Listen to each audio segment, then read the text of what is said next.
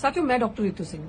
बहरहाल हम लोगों को सोशल मीडिया पे बहुत पहले ही जुड़ जाना चाहिए था, लेकिन खैर वक्त ने जब इजाजत दी, आप सबके सामने चुनावी माहौल के बाद चुनावी नतीजे 4 जून को आपने उसका प्रमाण देखा और इसके सामने एक बहुत बड़ी साजिश जो खुल के नजर आई। मैं नहीं जानती कि आप उस साजिश को देख पाए या नहीं देख पाए, मैं नहीं जानती कि आप वो चालाकी पकड़ पाए या नहीं पकड़ पाए, लेकिन हम उस चालाकी को समझ भी पाए और पकड़ भी पाए। अचानक से वो दर्द, अचानक से गोदी मीडिया का, इंडियन मीडिया का कंप्लीटली डिफरेंट नैरेटिव चलाना, जिस इंडियन मीडिया ने पूरे चुनावी दौर के माहौल में एक बार भी उन लीडर्स का जिक्र नहीं किया, एक बार भी टीवी अखबार ने ना ही दिखाया, ना ही अखबारों ने उन लीडर्स के बारे में छापा, सिर्फ और सिर्फ साजिश के चलते एक बड़ी दलित नेता को खत्म करने की कोशिश की गई। एक बड़ी दलित नेता जिसका एक बड़ा चेहरा, जो दलित आदिवासियों के लिए बहुत मायने रखती है, सिर्फ और सिर्फ इस मीडिया ने चुनाव के नतीजों के बाद उसको खत्म करने की साजिश रची। एक नैरेटिव ऐसा चलाया, अखबारों ने ऐसा छापा, हर एक उस इंसान का इंटरव्यू, ओपिनियन छापे जो कभी मैटर ही नहीं किए होंगे, जो हमेशा उस पर्टिकुलर तबके का बुरा ही चाहते होंगे, हमेशा उनके बारे में इग्नोर ही किया होगा, उनके बारे में कभी दिखाया नहीं होगा। एक बड़ी दलित नेता को मिटाने के लिए, खत्म करने के लिए साजिश रची गई। और मेरा ये मानना है, और तमाम वो लोग जिनके बीच में आज ये बात रख रही हूँ, तमाम वो लोग जो दलित, आदिवासी, पिछड़ा समाज, माइनॉरिटीज, मुस्लिम्स, क्रिश्चियन, दलित, बौद्ध, ये एक जो बहुसंख्यक तबका बनता है, मैं इनके बारे बीच में ये बात रख रही हूँ। मुझे लगता है आप मेरी बात को काफी हद तक समझोगे।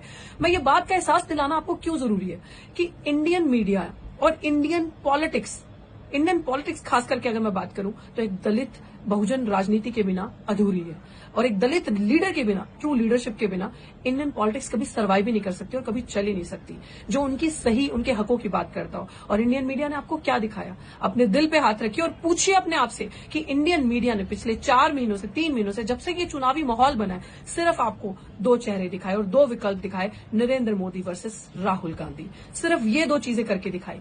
कभी इन्होंने बात ही नहीं की बहन कुमारी मायावती जी की, कभी इन्होंने बहुजन समाज पार्टी की बात ही नहीं करी।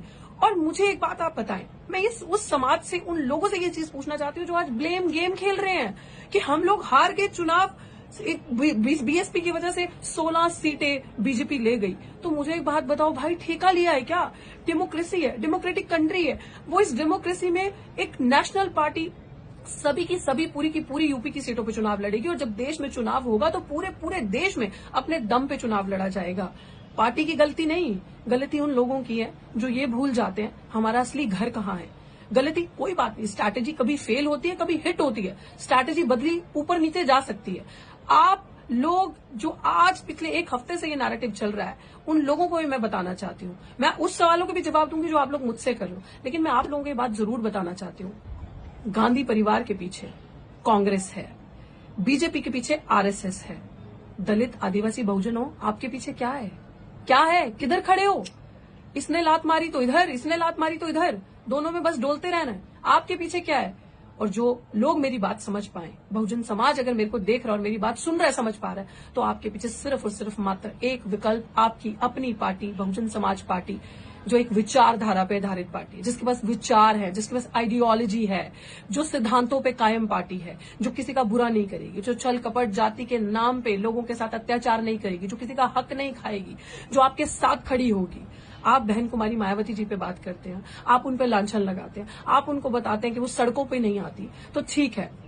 आप आज मुझे बताएं कि दिल्ली विश्वविद्यालय से मैं पढ़ी हूं, दिल्ली विश्वविद्यालय में मैंने आंदोलन किया, डॉक्टर रितु ने, दिल्ली विश्वविद्यालय में तमाम टीचरों को डिस्प्लेस किया गया, हटाया गया। तो आप मुझे इस चीज पे बता दें कि कहां ये जो गठबंधन, ये जो इंडिया अलायंस अभी बना है, कितने धरने किए उन्होंने, कितने सड़कों पे उतरा ये इंडियन अलायंस, कितना ये जो गठबंधन बना है, कितना जो टीचर्स डिस्प्लेस, जिनकी थाली से निवाले छीने गए, उनके लिए आके सड़कों पे बैठ के धरना की और मांग करी न्याय की और बोला कि इनको वापस प्लेसमेंट दी जाए, वापस इनको लिया जाए जॉब्स पे, इनका डिस्प्लेसमेंट गलत है, हम इनके लिए धरना करेंगे। क्या आम आदमी पार्टी, क्या कांग्रेस, क्या अन्य अलायंस का जो पार्ट बने हैं, समाजवादी पार्टी या और पार्टीज ने कितने धरने आपके लिए किए, कितने सड़कों पे आपके लिए तमाम लड़ाइयां लड़ी, या 229 दिन का धरना जो आपकी बेटी डॉक्टर रितु करके आई, उसके लिए कितना साथ दिया और कितना बैठे।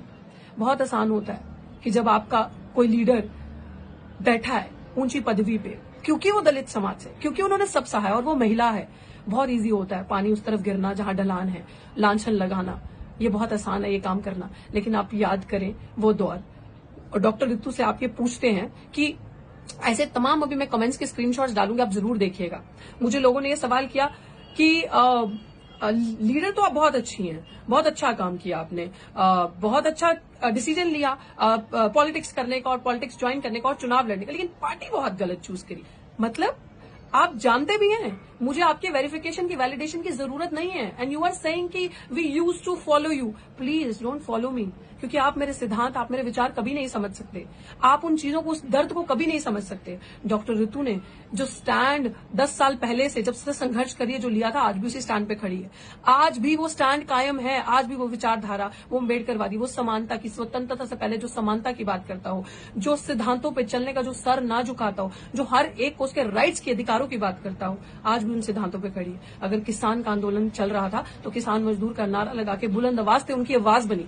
सीएनआरसी में अपने दलित गरीब भाई जिनके पास दस्तावेज नहीं है, अपने मुस्लिम भाई जिनको सताया जा रहा था, भाई बहन जिनके पास दस्तावेज नहीं है, जिनके पास पर्चे दिखाने की बात की जाती, तो बुलंदियों से उनकी आवाज उठाई। हर आंदोलन में पहलवान बच्चों के साथ, जब देश का मान सम्मान उनके साथ अत्याचार हो रहा था, उनके साथ कंधे से कंधा मिला के खड़ी रही। और जब अपनी बारी आई, जब अपनी बात आई, तो वो न्याय, वो इंसाफ जो रोहित वेमुला से लेकर डॉक्टर ऋतु को मिलना चाहिए था, उसके लिए बुलंद आवाजों में लड़ी।